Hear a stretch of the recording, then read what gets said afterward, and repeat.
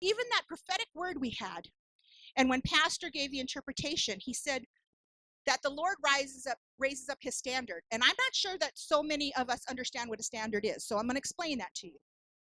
How many of you have ever seen an old movie like Robin Hood or anything set in old medieval days, King Arthur, or anything like that? Okay. So the armies would go out and the king would be usually in the front of the army. And they would have banners that would have his insignia or his crest on it. And the armies would see that and say, oh my gosh, that's King so-and-so. I can tell by his banner. That is a standard. It goes before the armies.